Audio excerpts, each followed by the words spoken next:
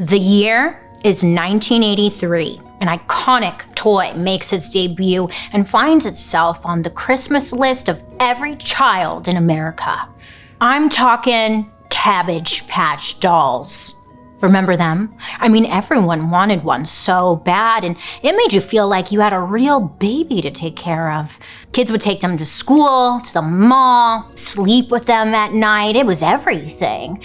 And it's like you'd see everyone walking around with fake babies or whatever, It just fed into a natural maternal instinct. But if you look around today, these kids don't want to babysit some weird looking flat-faced doll. No. Kids today, they want Sephora, they want Ulta, they want iPhones, they want stock options, Maybe not, but that's what it feels like. But even though things have changed, there's always still that friend who's like, I can't wait to be a mom, But as you get older, you realize how scary, actually having a child is. I mean, not only that, you find out how dangerous childbirth is, even to this day. So, let's unpack the dark history of childbirth.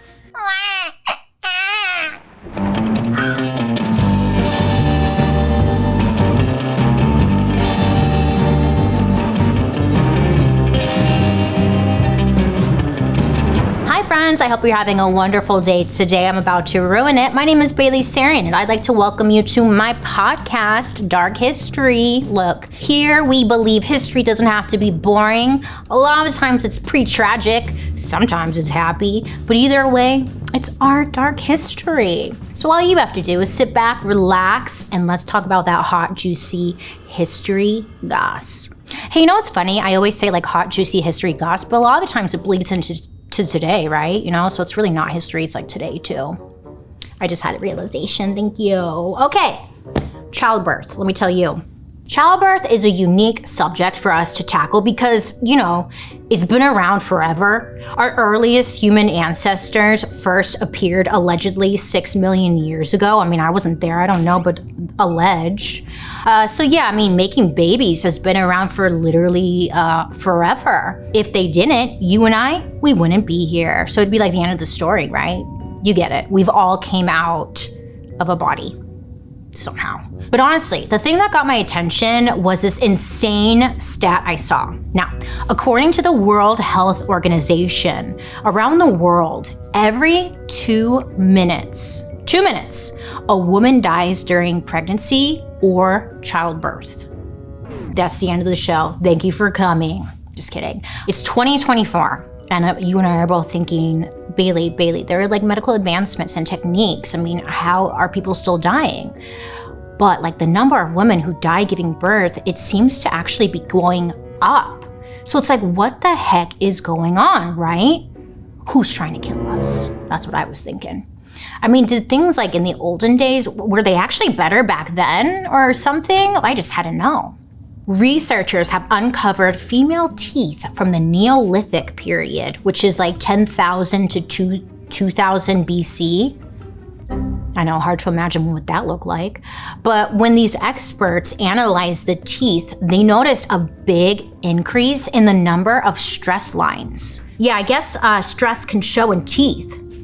That's what I learned. That's my takeaway of today's episode. Anyway, Sofia Stefanovic, a professor of anthropology, said that women were having more babies and this was giving them more stress. And it was showing up on their teeth. So it makes sense that as time goes on, women carrying babies were looking for help wherever they could get it. And they would pray to their gods for protection, for safe childbirth, but also that wasn't cutting it. So the ancient Anglo-Saxons came up with an interesting ritual to help with childbirth. The Anglo-Saxons believed that a woman could avoid a hard childbirth, or worse, a stillbirth, if she did a ritual dance with both a dead man and a living one.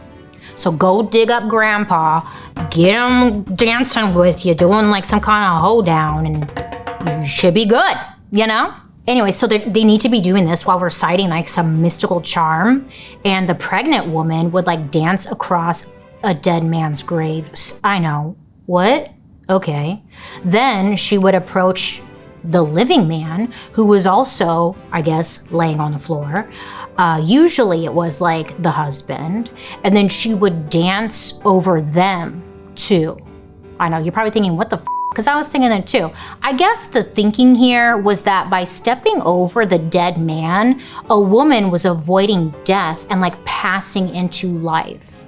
Make it make sense? I don't know, but that's what they thought, so good for them. So yeah, things were difficult back then, but like one major change in the childbirth game was like just around the corner. Something that would revolutionize the birthing process. And it couldn't have come at like a better time because, you know, things were looking rough, to say the least. As we grow up, you know, sometimes fine lines, wrinkles, dark spots, they all just start to sneak up on ya. One day your skin is radiant and youthful, and the next day you're like, hey, who is that? What happened? Thankfully, Apostrophe is here to save the day. Apostrophe is an online platform that connects you with an expert dermatology team to get customized treatment for your unique skin. Not only do they have clinically proven products to clear away any of your concerns, like for me, acne, but they also have topical treatments that will target those fine lines, wrinkles, dark spots, anything that's just showing up out of nowhere that you're like, hey, no. All you have to do is fill out an online consultation about your skin goals and your medical history. Then you're gonna snap a few selfies, and a dermatology provider will create a customized treatment plan just for you. I love Apostrophe because they address all types of skin concerns. Apostrophe has like this anti-aging treatment that I love. It's a topical treatment that can help prevent the signs of aging with prescription strength ingredients, which easy to get because it comes right to my house. It's customized for me by, again, the expert dermatology team, and everything that I've gotten from them come right in the mail, right to my house, and has helped address whatever concern I have. I highly recommend you try. Right now, I have a special deal for you. You can get your first visit for only $5 at apostrophe.com/darkhistory when you use our code DARKHISTORY. Now that's a savings of $15, and this code is only available to our listeners. To get started, just go to apostrophe.com/darkhistory, and then you're gonna click Get Started. Then use our code DARKHISTORY at sign up, and you'll get your first visit for only $5. Yeah. A big thank you to Apostrophe for sponsoring today's episode. Now let's get back to the story. There's a famous phrase that people say a lot when it comes to raising kids. They often say like, oh, it takes a village. And the origin of this saying actually comes from African cultures. And it's not just about raising kids, it's also about giving birth. From the year 3500 BC to 500 AD, the midwife became a hugely important role. The word midwife comes from Old English, and it means with woman. This midwife was trained specifically to assist women during labor. You see, at this time, giving birth was something that was like done behind closed doors, and the mother usually had no idea like what she was doing. I feel like it's still the same now, right? Does anyone really know what they're doing? They just kind of tell you what to do when you do it. But she needed all the help that she could get.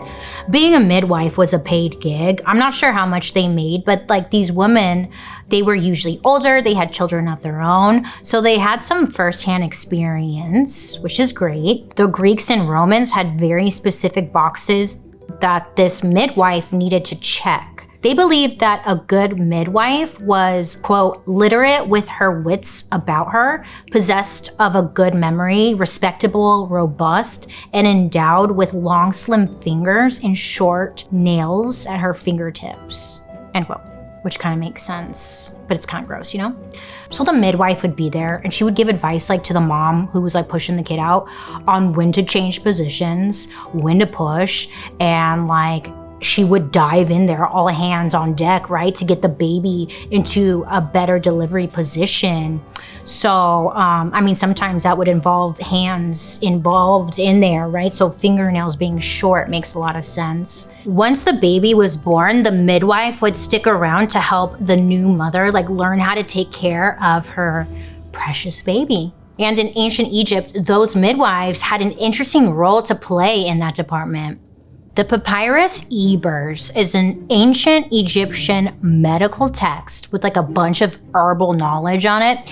It was written around the year 1500 BC. Now, ancient Egyptians saw breastfeeding as like a very sacred thing to do, and it gave very interesting instructions on like how to make that happen. The papyrus said, quote, "To get a supply of milk in a woman's breast for suckling a child, warm the bones of a swordfish in oil and rub her back with it," end quote.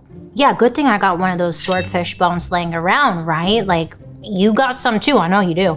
But like, if that didn't work, then there was a plan B. And no, not that plan B. That wasn't invented yet. But the papyrus said that, quote, "Let the woman sit cross-legged and eat fragrant bread while rubbing her breasts with the poppy plant." Now that sounds like a fun Saturday night, you know what I'm saying? But I guess it helped. The Egyptians used this to help with breastfeeding, but our expert, Dr. Polly Radosh, told me that this could also help to speed up the delivery of the baby. I guess stimulating the nipples releases a hormone that like helps with contractions. And it's a method still used today. Let me know down below. Are you rubbing your nipples? Let me know. So those ancient midwives, I guess they're onto something, right? Look, back then, like if you found a good midwife, you would hold on to them for dear life because like she'd be with you during the most intimate moments. And she was essentially like the first and last line of defense for vulnerable pregnant women bringing a new life into the world. And given how important of a job this was, people were willing to pay like the best of the best to get a good midwife, like Scribonia Addis. Back in the year 140 BC, there was like this ancient Roman woman named Scribonia Addis. I know, Scribonia, good for her, great name, Scribonia, that's a good one. She was married to a surgeon, okay? But instead of like coasting off of her husband's success, she wanted her own thing. She had her own goals. So she became a Roman midwife and was one of like, I guess the best there was. She did such good business that she was able to finance a bougie tomb for herself and her entire family, which was like very, very rare back then for a woman to do. I guess you can visit her burial monument to this day, but on it, there's an incredible sculpture depicting Scribonia in like full midwifey mode. She's hunched over, she's sitting on a stool in front of a pregnant woman who's being supported from behind by like another woman. And honestly, when you look closely, it looks like the pregnant woman is in like a headlock and it's like, well, okay, maybe that helped with the birth of the baby. I don't know. In this depiction, Scribonia is inserting her right hand directly between the woman's legs to help deliver the baby. And the best part of the sculpture is that Scribonia is looking directly at you. It's very like she's looking into your soul, you know? It's kind of like walking into a room when no one was expecting you and everyone just pauses and stares. That's what like the depiction looks like. Like they're all just like, excuse me, wrong room. It's kind of intimidating. So not all midwives had successful endings like Scribonia. Earlier, I said this was like, you know, a paid gig. While that sounds great, there's always the dark side because there was an exchange of money. There was like very high expectations and midwives were held responsible for the outcome of the birth, which is like, could be good, but also bad if it went bad, you know? They would be on the hook for it. If the baby was born healthy and also a boy, the midwife would get a bonus, which is great, right? But the preference for a boy was backed up by someone who was super influential in society at the time. Aristotle, wow, the legendary philosopher, you know him? So he had a theory that when a baby girl was born, something had gone wrong. Yeah. Which is kind of stupid because without a girl, you wouldn't have life. So Aristotle, sit the down. But whatever. So to avoid this, he advised horny couples to check the weather forecast before having sex. Aristotle said that if a couple wanted a boy, they should have sex while the winds were blowing north. How the fuck are you supposed to know that, you know? To remember this, I made up a little rhyme for all of us. If the winds are blowing north, come forth. If the winds are blowing south, put it in the mouth. Hey. Let's say something went horribly wrong during the pregnancy with either the mother or the baby. Then the midwife could be in big trouble. Maybe the child was born with like a deformity, or the mom passed away from complications, which was like very common back then. A midwife would be charged with witchcraft and then like sentenced to death. So you could say it was a high pressure job. This type of thinking stuck around for like a really long time because the very first witch trial in colonial America happened in 1626, and the woman at the center of the accusations was actually a midwife who allegedly cursed a pregnant woman and her child. One thing to note is that most historical descriptions of childbirth came from ancient times from the upper class. They controlled what history was written, and as a result, whose history was completely forgotten, you know? They also had the money to afford midwives, so like good for fucking them. Everyone else was just raw dogging it, hoping for the best. For lower class mothers-to-be who didn't have cash for a midwife, they would lean on like female friends and family members for support during labor. So it was like no matter what, women of all social classes were surrounded by other women. And if others tried to get involved, the consequences were deadly. Okay, let me tell you about this doctor. His name's Dr. Wirt. Yeah, Wirt. Gross. It's too close to wart. Anyways, so Dr. Wirt was a physician in Hamburg, Germany, 1522. As you can imagine, rough.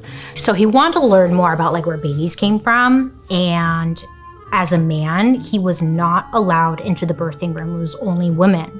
So in order to like get some insight, he has to go undercover, okay? So Dr. Wirt goes full Mrs. Doubtfire, disguises himself as a woman, and decides to like try and blend in with the other midwives and like see the action.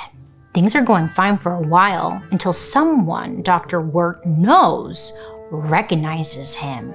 Okay, so someone like knew that he was there, okay? And then they exposed his ass and dragged him out to the town square. Now everyone's there gathering around. All of his physician buddies, they come too and they're watching. And they all came to see Dr. Wirt be burned at the stake. Yeah, just for like sneaking in. That's pretty intense. But him being burned at the stake was like really to send a message. At this point, for thousands of years, a woman's health was her business. I mean, men were not involved, okay? They were kept far, far away from it. But men, need we say more? You know, they're not. If someone tells them no, what are they gonna do? They don't fucking listen. It's not gonna end their curiosity, please. Burnout is real, baby. In 2023, 89% of Americans say they suffered from burnout within the past year. 89%. At work, at school, at home. The struggle is real, and the problem only seems to be getting worse, but never fear. Audible is here! Audible offers an incredible selection of audiobooks across every genre, from bestsellers and new releases to celeb memoirs, mysteries and thrillers. There's business and way more. And they even have genres to tackle that burnout problem. I'm talking about audiobooks and podcasts for motivation, wellness, and even meditation. The Audible app makes it so simple to listen anytime, anywhere, while traveling, working out, walking, doing chores, laying on your bed, staring at the ceiling, whatever, you know? Right now, I'm listening to a series called Guided Meditations for Deep Sleep. It's incredible to get some help with sleep and what a good night's sleep can do for you. I forgot. It's easy to stay up until 1 a.m. doom scrolling, but give this series a listen and I promise you, burnout, it will go bye-bye. And with thousands of other titles, Audible has a huge variety of content that get you closer to the voices that can change or inspire your life. Visit audible.com/darkhistory or text dark history to 500-500. New users can try Audible Premium Plus for free for 30 days. That's audible.com/darkhistory or text dark history to 500-500. A big thank you to Audible for partnering with me on today's episode. Now let's get back to today's story. Now, throughout history, women instinctively, they would just choose how they wanted to give birth, depending on like what felt best for them when they were giving birth. And for thousands and thousands of years, this actually included standing, kneeling, or even squatting. And to me, visually, like the squatting to me makes sense. Like that actually makes sense to push a kid out, But like we know all of this because there are actually ancient paintings that have been found in caves of women giving birth vertically, like standing up or squatting. Some of these paintings, they show women holding on to something for leverage. I imagine you probably need that when you're pushing out this fucking huge ass child. But there are also like depictions showing women sitting or leaning against a wall. That makes sense, right? In Greek mythology specifically, they had a goddess of birth. Her name was Eileithyia. She was usually shown kneeling. God. Are you kneeling with like your legs obviously open? Oh my God, I don't ever want to have a kid. I don't know how you guys do it. I really don't. I give all moms out there a lot of credit. The fact that you grew an alien in your body and then you managed to somehow get it out of you. I know God gave me ovaries and shit, but I was like, I'm good, God. I'm good. I'll get a puppy. I don't know if you guys can see Paul behind me, but he's got one of these alien babies that who pushed this out? Where'd you get that baby? First of all.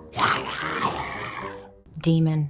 Okay, so listen, techniques on how to push this thing out. Another way to try and like give birth to a kid would be like, I guess you can hold on to a tree for dear life. Okay. As time went on, we get an upgrade and things like birthing stools and chairs are invented. Now this is like iconic, a birthing stool. You might remember from our sex toys episode, there was a man with a very special name, Dr. Soranus. Do you remember? I don't even think that's how you say it, but that's how I say it, Soranus. But he was an ancient Greek doctor who was considered by many to be like the father of modern day gynecology, which is just questionable in itself, right? Like conflict of interest, sir. Yeah. Which is concerning because he basically advocated for women to never have sex, and he was all about preaching abstinence, but for women only. You nasties, Anyways, Soranus was one of the first people back in the year 138 AD to advocate for the birthing chair. This was a specially made chair specifically for childbirth that was popular all the way through the Renaissance. These chairs, or sometimes they're called stools. They usually had 3 or 4 legs and a seat with like the middle cut out of it.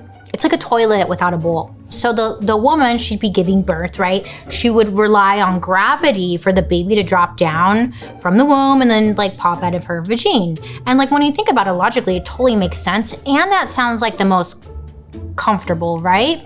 These chairs were like pretty valuable. So if you were poor, it was like the kind of thing that you would loan out to other families. Yeah, you just have it in the corner and you just wait, then let someone borrow it. If you were wealthy, they were kind of like an heirloom that would be inherited and like passed down through generations. Some of them, especially like the nice ones, were hand painted and like beautiful. Wow. So really between standing, sitting, kneeling, there at least were like a variety of options, right? But none of these, maybe you've noticed, none of these include laying on your back. So why the fuck do we do it, right? Because nowadays, what do? You lay on your back to push this thing out. So how did we get here? Up until the year 1550, the people involved in helping a mother give birth were, again, all female. But then, men. I fucking roll, right? Men. there was a big shift in like the medical field. Surgery was something that was like not really handled by physicians back in the Middle Ages. Instead, if you needed something done that involved you being cut open, you would call your barber. You know, sometimes I'm like, I want to go back to the olden days. And then I hear shit like this. I'm like, nah, I'm good. I'm all right. Barber? Your barber. Now, the reason they would call up your barber is because guess who had the sharpest knives and razors? The barber. It makes sense. So anything from like a haircut to needing a limb amputated, you're going to Supercuts, bitch. This becomes a more popular profession over time, and these people become known as barber surgeons. Could you imagine? And they start to get called in whenever there's a complicated birth, specifically when manual fetal extraction was needed in order to save the baby's life. It's pretty much like an emergency C-section, which back then, rarely did the mother survive a C-section. So why even call in this guy? Just slice her open yourself, you know, but whatever. So these barber surgeons, they had a competitive advantage over the traditional midwife. This was because they were trained in handling any difficult situations that required cutting someone open. And if you could afford it, it would make sense that you would want someone who could step in just in case, you know, worst case scenario happens. So as time goes on, these barber surgeons start to compete for birthing jobs with the midwives. And if you're like me, you're probably asking like, wait, why don't these midwives just get certified as like a barber surgeon too? Or why don't they just carry a fucking knife with them, like, right? Well, they weren't allowed to. During the Middle Ages, women were absolutely forbidden from performing medical procedures or using instruments like forceps. Forceps are a smooth metal instrument that look like tongs. They clasp on, I'm sure you've seen them. They look like what people use on the barbecue, you know? So that you would clasp the baby's head and then pull that shit out. Girl, I don't know how you guys do this. Anyways, they're very effective. They still use them to this very day. The forceps were invented around 1600 by a couple of brothers, Peter Chamberlain and Peter Chamberlain. Yes, Pete and Pete. The parents, they just ran out of ideas for names. Anyway, the Peters followed in their father's footsteps and also became male midwives in England. And we don't really know what inspired them to invent the forceps. I could imagine just being in the action, that's probably how they thought of it. But with this invention, they became known as like the go-to guys to call when a birth got really difficult. Even Queen Anne and Queen Henrietta of England hired Pete and Pete to come tong that fucking baby out. Using those tongs they invented, they could help make sure that the baby and the mom would survive. So it's kind of like a win-win. You know, you want these tongs up your vag, chances of you living are way higher. But instead of like sharing this game-changing invention with the rest of the world, the Chamberlain family, they were like, sorry, it's ours, and they gatekeep it for about 100 years. But why? Jeez, you guys. They were so secretive about their forceps that they transported them in a covered carriage and carried them into the delivery room in like a giant box. What's that show? Deal or No Deal? It's giving me that, you know? When they, like, a beautiful woman comes in with like the briefcase. They're so dramatic. And then one day the family decided to actually sell their invention, and ta-da, the world had forceps. Okay, but listen, I kind of lied to you. The world didn't really have forceps because there was a little catch. The catch was that only men could use the forceps. And because of the Peters and their forceps, this is where shit really like starts to hit the fan. Childbirth went from being a woman's job, right? Being done in like a social setting or at home, to now a medical procedure that could only be done by a male doctor. But one barber surgeon named Francois Morisot made an impact that would forever change the way women gave birth. Francois Morisot is the freak of the week here at Dark History because he's the guy generally recognized as telling women to give birth lying down on their backs. Yes, him. He apparently said that the reclined position would be, quote, more convenient for the doctor, end quote. And remember, doctors were not women, they were men. So their comfort was most important for sure, obviously. He made this claim in his book, The Diseases of Women with Child and in Childbed, which he wrote in the year 1668. So Francois was an odd guy. He viewed pregnancy as an illness. Need I say more? Yeah, we listened to this guy. So he once wrote that pregnancy was a, quote, tumor in the belly, which produced an infant. Wow. And it was Francois' writing that ended up classifying all births as abnormal medical issues. This meant that there was no room for a midwife in the birthing process because only a skilled doctor or the barber was ready to handle the illness that was childbirth. Basically, in order to get women in the hospital and trust men to assist in giving birth, they had to convince us that pregnancy is almost like a terminal diagnosis and you need to seek medical intervention for it. So instead of squatting against a tree and letting good old Tabitha help you out, people were fear-mongered into treating birth as life or death, right? And it was easy to prey on that fear because at the time, one woman died for every 40 births. Meanwhile, at the same time, King Louis XIV, he was on the throne. And here's something they will not teach you in AP European history. King Louis had a little kink. They always did, right? Shit. He loved to sit in and watch a woman give birth. Sick. But King Louis hated the birthing stool. It made him deeply upset because he couldn't see what was going on. He was like, what's going on down there between those lips, So when he heard about this new idea from Francois about women giving birth on their backs, he was like, oh my God, hell yeah, spread them wide, right? Let me watch. King Louis began advocating for women to give birth exclusively on their backs, which would make it easier for him to watch the whole thing with a front row view. And on top of that, he ordered that men, specifically men, be the ones in charge in the delivery room. Well, of course he did. Jeez. We don't know exactly how big of an impact this had on the culture, but we all know that the royals have always been trendsetters, and if they did something, everyone else wanted to do it. Plus, honestly, if you think about it, if you were a person at the time and you heard that the royals were doing, giving birth on their back, I would think, if they're doing that, it must be because it's right. So I should do it too, So nobody was really, kind of questioning it.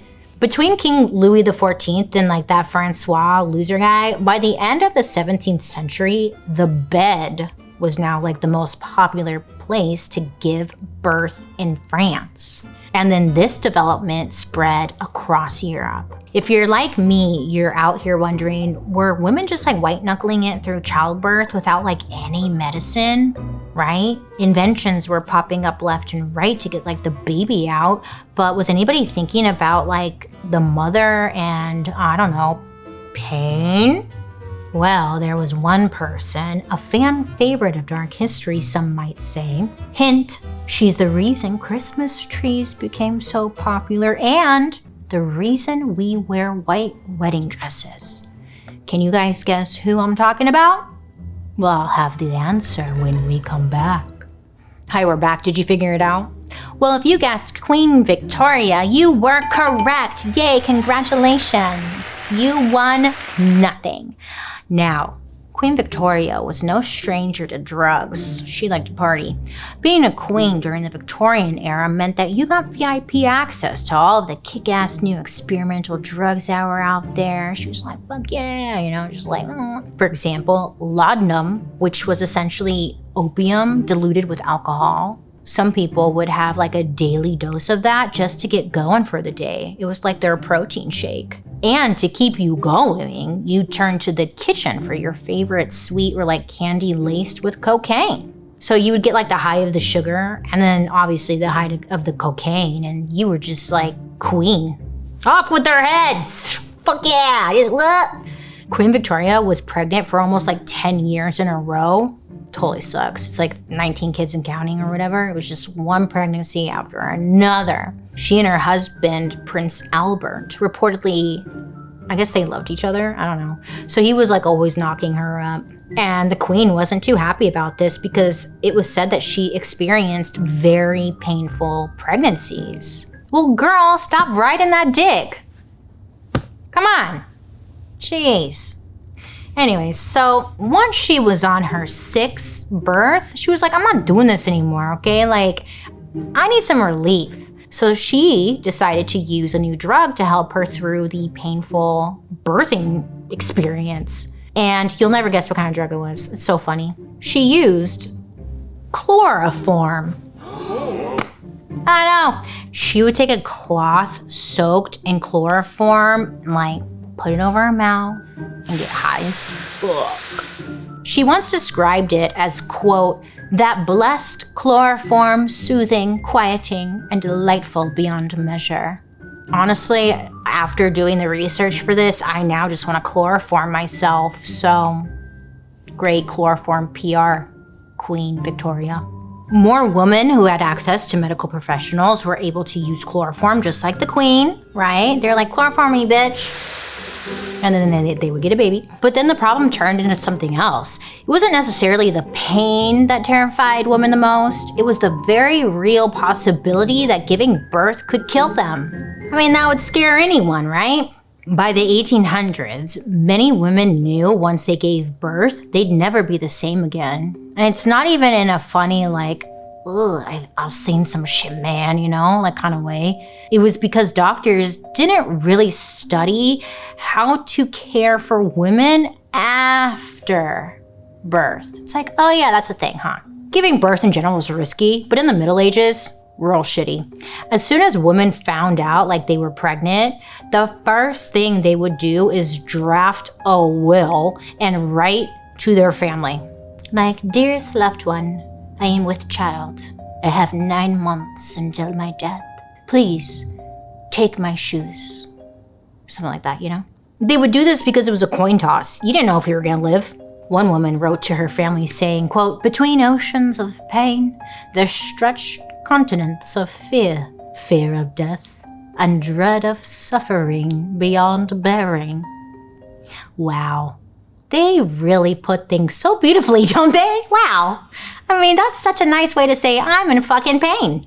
But that sucked. Many women suffered from infections to the areas that were torn or cut during birth. There were issues with women getting something called rectovaginal fistulas, which means some connection got messed up between the vagina and the butt. And now there were feces coming out of the vagina. Not good. Not only that, these complications would make sex super painful, which already that sucks. But if you did manage to have sex again and you got knocked up, these complications would cause you to have an even more painful and life-threatening complications for your next pregnancy. If only they would just let women be women and help each other, we probably wouldn't have these problems, huh?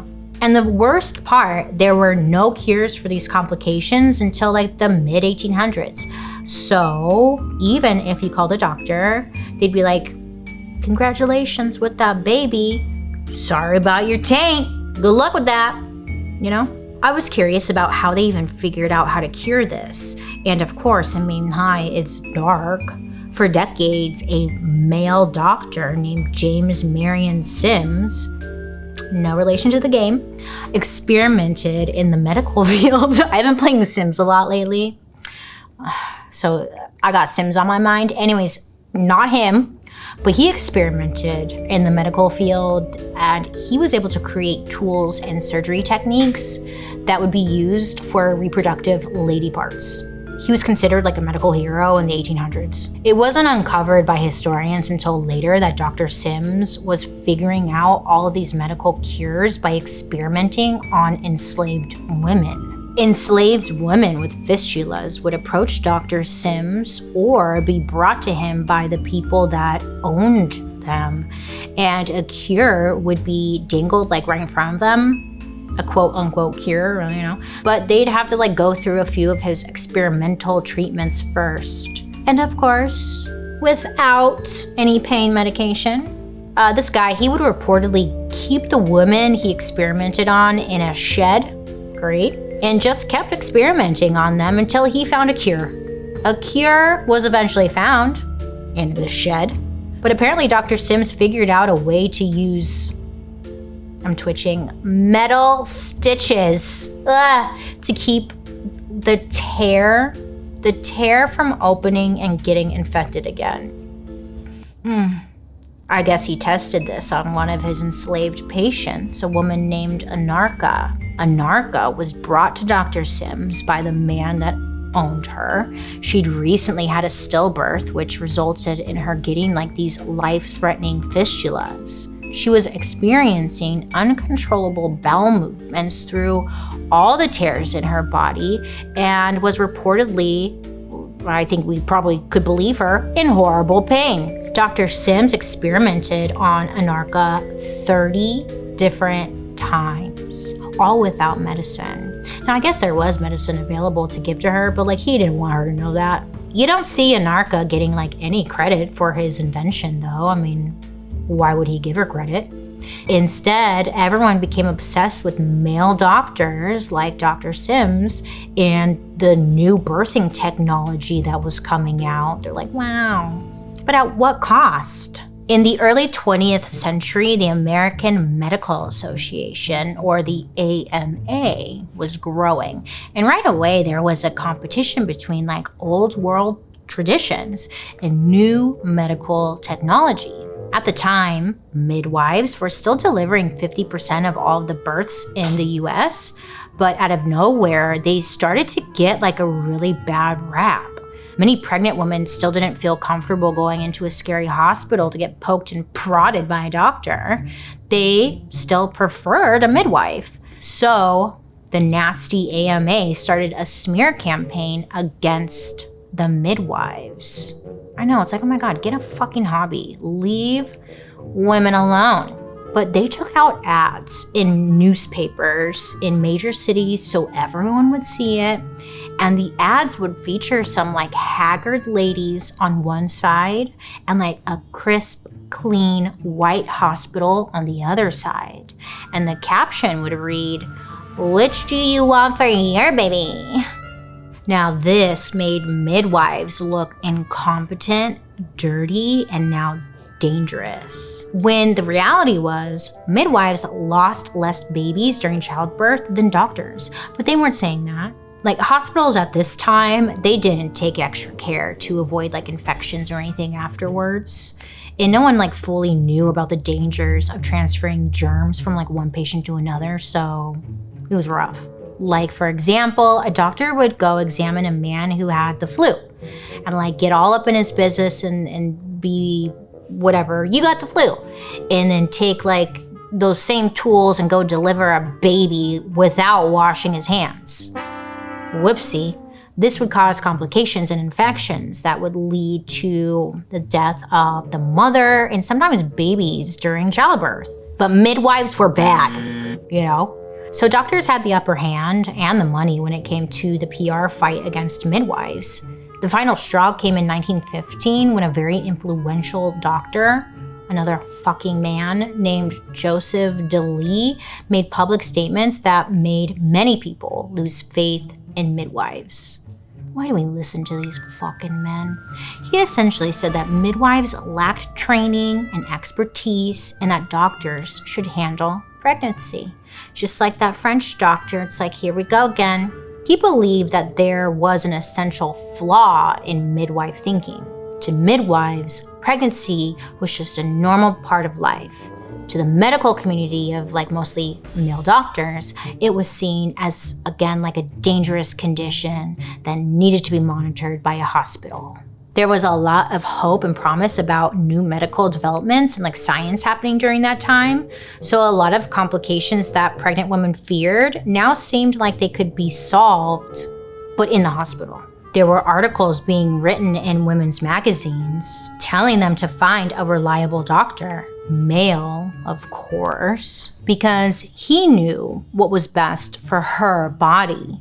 By the 1940s, the message was very clear in America. If you wanted your baby to live, you gave birth in a hospital with your male doctor. So with doctors present, it took the guesswork out of birth complications. There were reportedly less infections, so women now had a chance of living a normal life after birth, but behind the scenes, there was always something shady going down. Despite convincing everyone that giving birth in hospitals was the safest thing to do, there was no decrease in the number of women dying during childbirth during this time. Pregnant women were living and dying at the same rate, whether they gave birth in a hospital with doctors or at home with their midwives. Plus, there was still a lot to be learned about the science behind giving birth. Yeah, they still didn't even know how it worked, really. Many medical procedures weren't going through a testing and approval process. So like new medical procedures being practiced on women went through, quote, self-regulation, unquote. So it was essentially like the honor system when it came to creating new medical practices around birthing. Like rich women in labor, for example, would often pressure doctors into giving them pain medicine.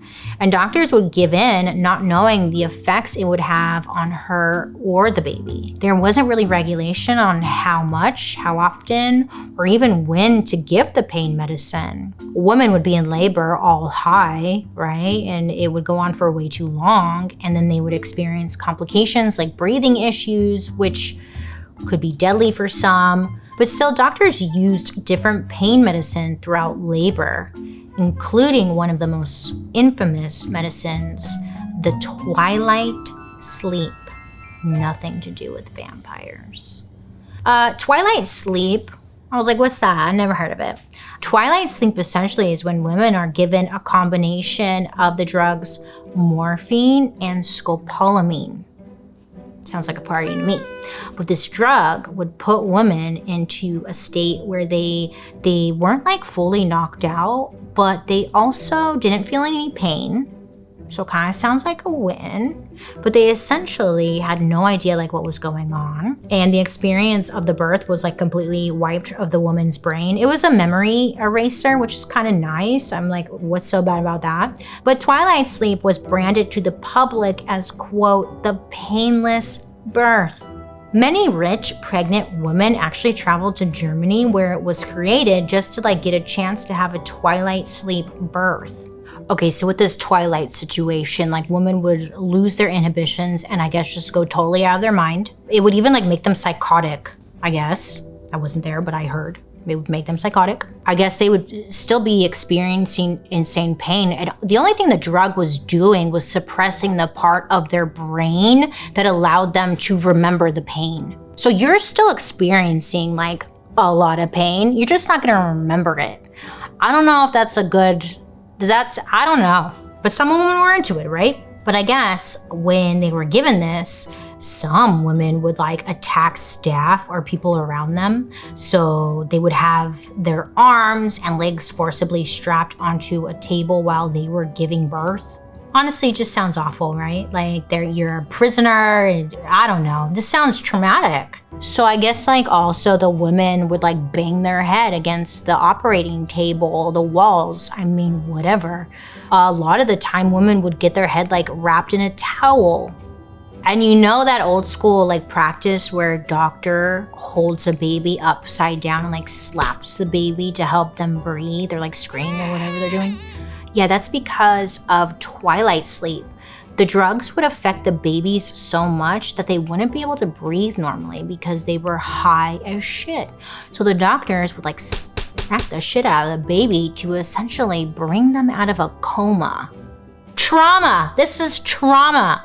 And it's kind of easy to be like, oh my God, this is so long ago, that doesn't happen anymore, thank God. But no, twilight sleep was a thing well into the 70s, which is like less than 50 years ago.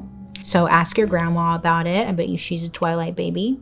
When I was doing my research into what modern birth is like today, I was shooketh to learn that the United States has quite the bad reputation. According to a study by the Commonwealth Fund, which I'll link down below, the United States has the highest rate of preventable deaths in pregnant women than any other wealthy country. We're number one. We're number one. America's great. We're number one. Yeah. Yeah. Love America. And get this, sadly, the number keeps rising. So we're still number one, baby. I guess there are about 24 deaths per 100,000 live births, which sucks. In 2021 alone, which I don't know, was 3 years ago? Oh my God, I thought that was like last week. But in that year, 1,205 women died giving birth. And that might not sound that bad, but think of it like this, because when I heard it like this, I was like, wow, that's like 6 commercial airplanes full of passengers just like dropping out of the sky and blowing up, like no one talking about it. Doctors have said that most of these deaths could have been prevented.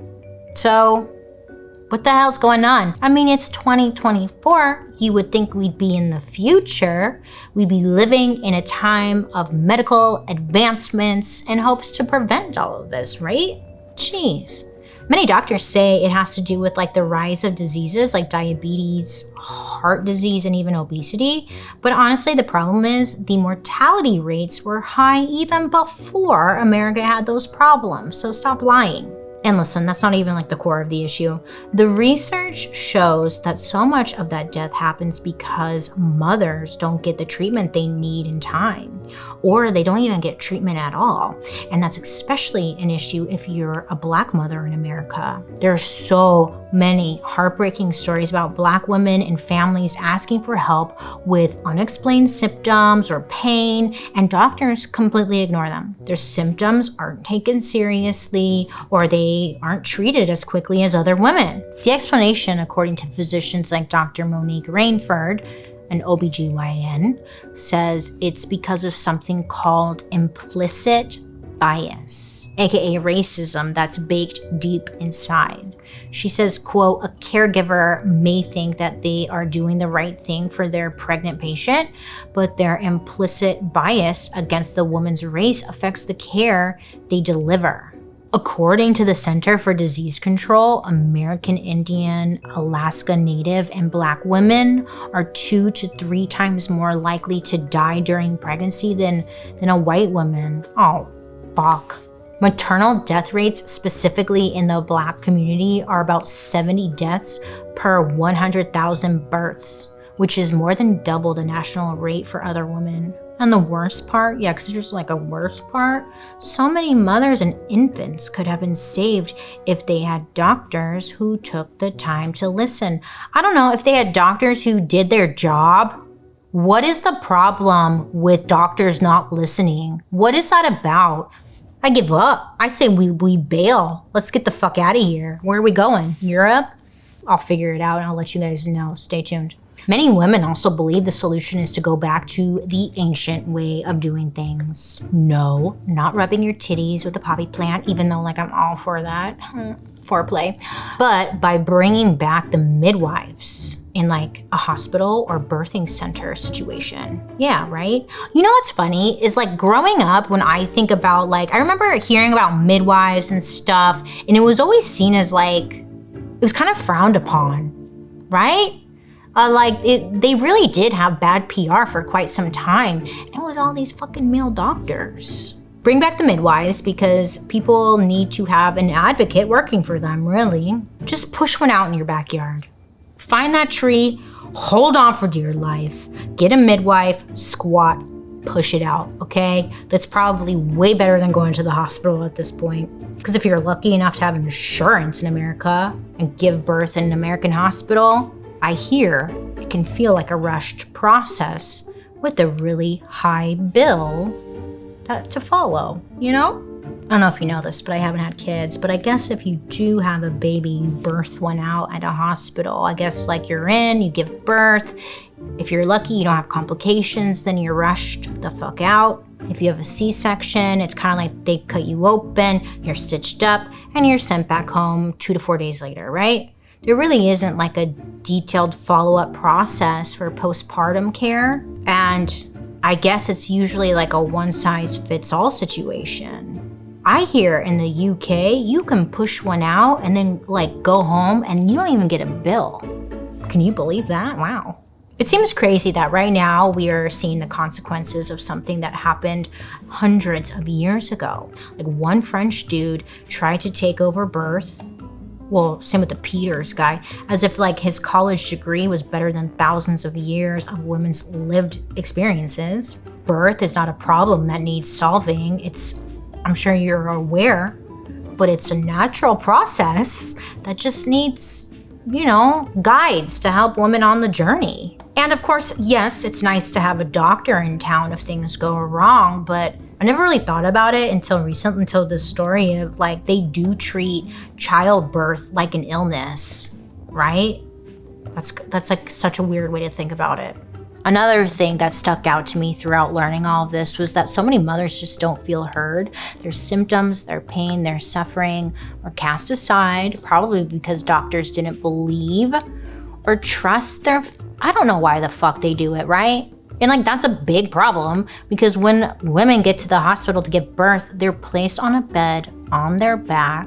Freaking news to me, and probably to a lot of people out there, that us women, we do have a choice when it comes to the position you're in when giving birth in a hospital. For example, at Lancaster General Hospital, it's like part of the University of Pennsylvania health system.